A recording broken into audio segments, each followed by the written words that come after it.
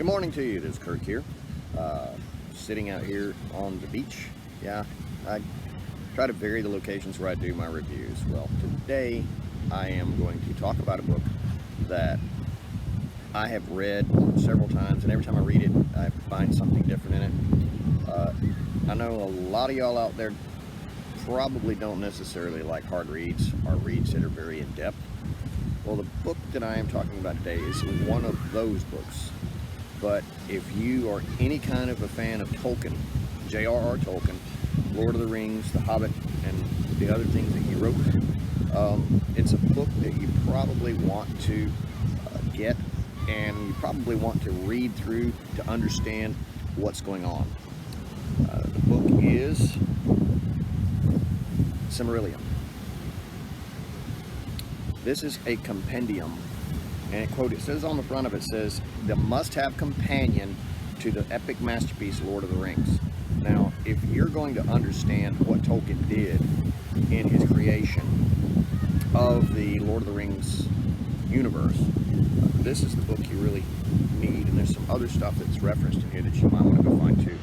But, excuse me, the main thing that this thing does, the Silmarillion does, is it goes through and it talks about the creation, the Silmarils, the Numenoreans, the Dunedains, the Elves, their different roles, and there's some background on the rings that were given to the humans and the elves and the dwarves, and what they did. There's also some prequel tales about people.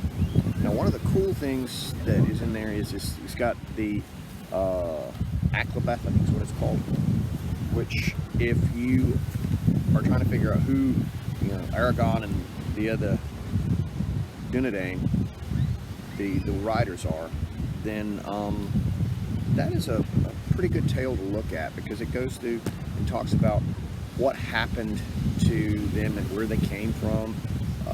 It's just interesting, really, really interesting. People don't realize that they think Sauron being the really bad guy. Well, Sauron had a mentor in Morgoth, and Morgoth was the original, I guess you could say, fallen Valar, the fallen angel, fallen god, and Sauron was his handyman, his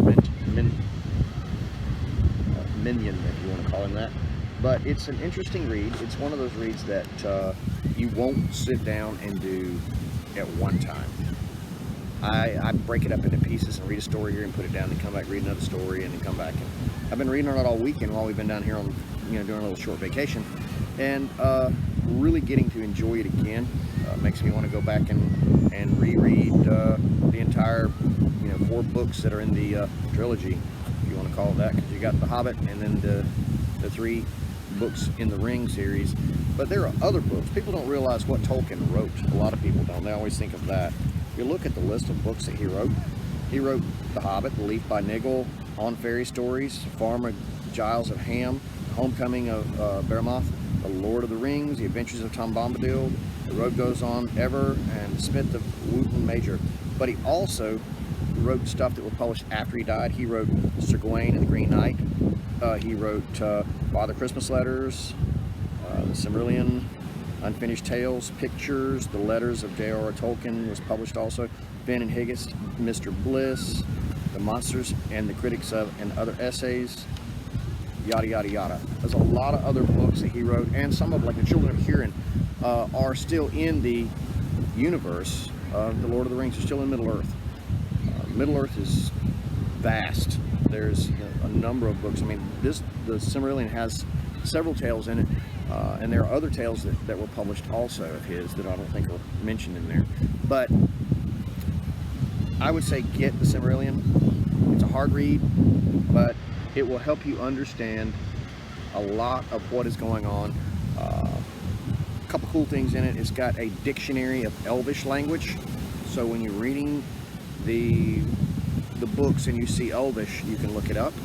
It also has a compendium of who everybody is.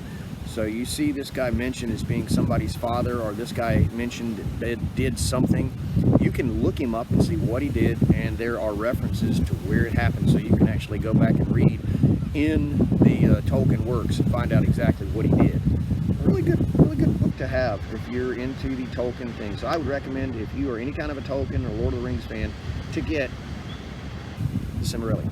I think you will really like it. All right, that's all I have to say today. Have a good one.